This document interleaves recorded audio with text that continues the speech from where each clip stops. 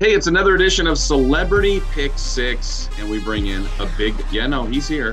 He's here. Who's the celebrity? It's you, Scott Moak. What? Yes. Stop. Former quarterback of the 49ers, played shortstop for the Giants, was also nobody knew this, a long snapper as well. And then, of course, your 10-year career with the Sacramento Kings as small forward and shooting guard. And play piccolo at the Sacramento Theater Company. Again, I buried the lead. Scott Moak, how are you? I'm good, buddy. How are you? Football season is on us. Basketball season starting. We're headed towards the playoffs and baseball. How could this not be a sports fan's dream right now? This is awesome. We're going to get your picks in a moment. I know your background as a baseball player, honestly. Did you ever partake in any football? I did. I played high school football all the way up, from my freshman year up to my senior year. So I was an offensive lineman all 4 years. I'm kind of the same size. I grew really a lot. I was huge in high school and then just kind of stopped growing. I was this size virtually. Let's be real. Yeah. Minus a few COVID pounds. But like for the most part, this was my size. So I played center actually, long snapper. And so it was right there in the middle of the mix, the wash down there on the offensive line in the trenches. So it was, I loved it. I loved football. I loved offensive line. I didn't love tackling so much. I wasn't a good defensive guy. I wasn't mean enough. Yeah. But yeah, got to play a little football in my day. Any pancake blocks in Moak's past? Yeah, you bet. We challenged each other to try to get one. You had to have visual evidence when we would roll the tape. And of course, at that time, the tape was, we would give each other $1 at school the next day if anyone had a pancake block. I had one on a guy at Christian Brothers. I was so happy about it, and I got my $1, and it turned out that one of my teammates, it was like his cousin. So it felt terrible. Did you ever coerce the coaches and say, when are we running, now you played center, but like offensive lineman eligible or a fumble rooski or a pass to Moak? Were there any of those plays designed for you? No, in fact, they would sign against those plays. That was just never that. But there was one. I had one of my best buddies was a tight end, but backup tight end, so it just never ever played, never touched the ball.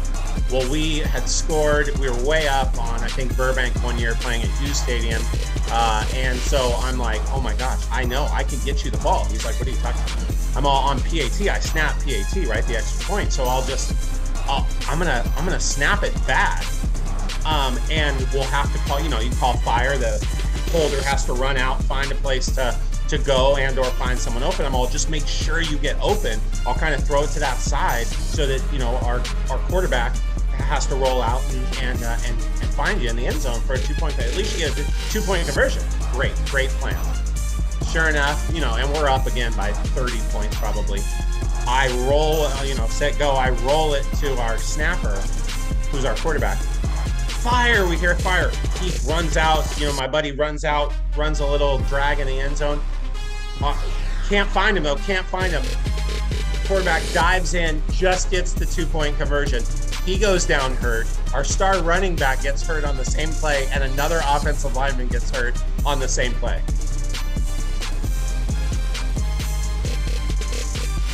Help! What did I just do? It was terrible. I got in a little bit of trouble that night also. I think you should still be running for that. Still now. No, I do 1 mile every night because I'm still in trouble for that. Wow. Don't ever listen, kids. Don't ever take plays into your own hands. Your coaches always know better. I was thinking as you were saying that, I'm like, this is such a brilliant plan. What could go wrong? Never in my mind did I envision the domino effect. Everything went wrong. Wow. 3 injuries. They weren't serious injuries, but injuries, especially when you're up by 30 points, like right. It was bad. It was bad. I learned my lesson, and my buddy never got the touch. It's a good idea. I thought so. But failed again, in execution. That's why I have that. Nope, nothing from Moak. Yes. Do your job. The The future as an offensive coordinator ended right there. For sure. Yeah. All right, you ready to do a little celebrity pick six? We got 6 games. Just so you know, we did this all season last year. Nobody went 6-0. We've done it for 2 weeks so far this year, and nobody actually went 5-1 in year 1 until week 1 this year. TV's Lisa Gonzalez started out 5-1. Last week, I don't know. I don't remember this guy's name. He's like assistant now with the Kings. Doug Christie, I think is how it's pronounced. Pepperdine kid? I'm not familiar. Not sure. He went 4-2 because he picked the Seattle Seahawks. Yeah, that hurt him. So you have the chance. You could be the one. Everybody says they're going to do it, but we've learned that when you try to make your own thing out of something, it hopefully nobody gets injured today. Right. Yes. On a PAT. Yes. With the backup tight end trying to get a 2-point conversion. Right. All right. So here we go, Scott Moak. Here are the games. We're going to start one by one. All you have to do is pick the winner, so it seems easy. Again, no one's gone 6-0. First game. Yeah. The Saints at the New England Patriots. Who you got?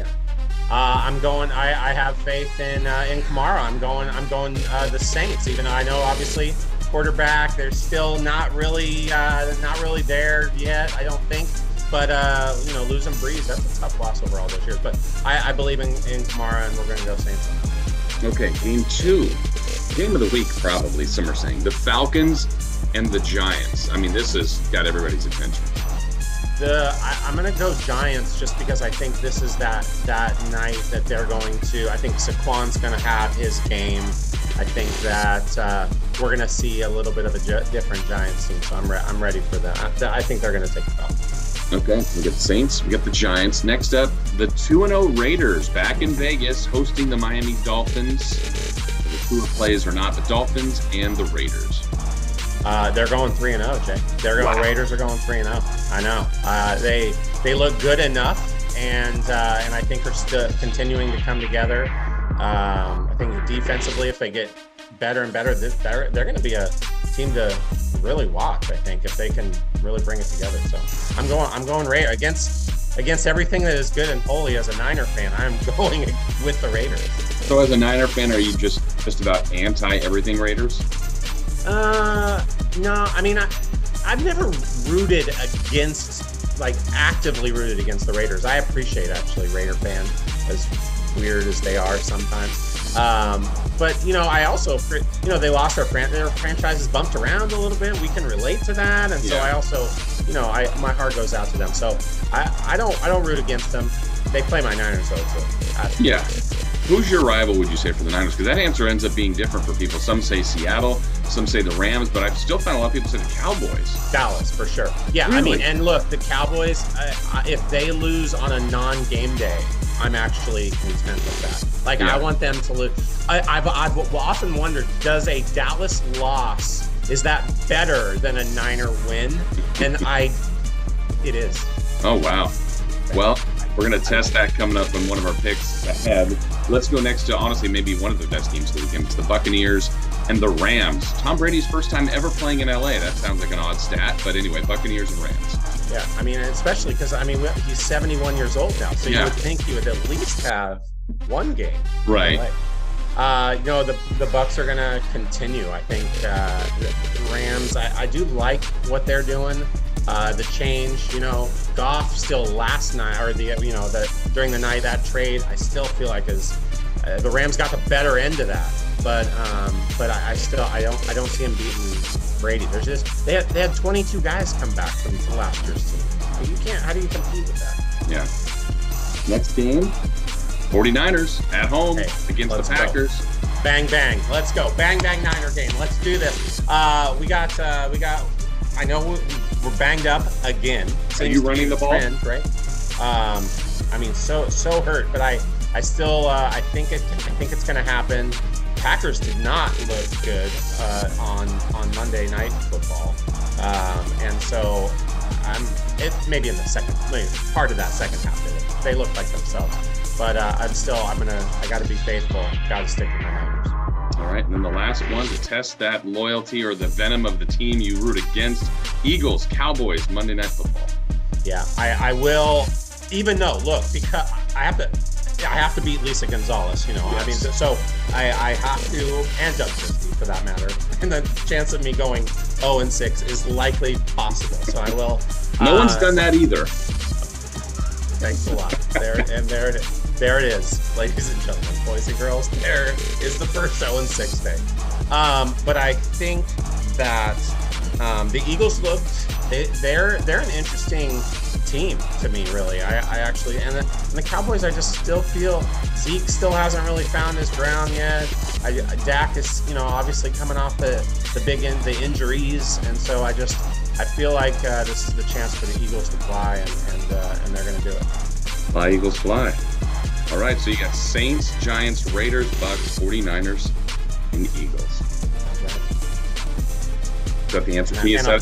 And a bunch of hurt high school athletes. That's the other. That's what. If there's a tiebreaker, it's how many athletes have you hurt at one time by the hands of your doing?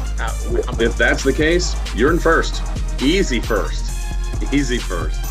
Well, Scott Moak, thank you. We look forward to hearing you and seeing you out of Kings games very, very soon. And best of luck on your Celebrity Pick 6. Thanks, buddy. Can't wait. 0-6. Here we come!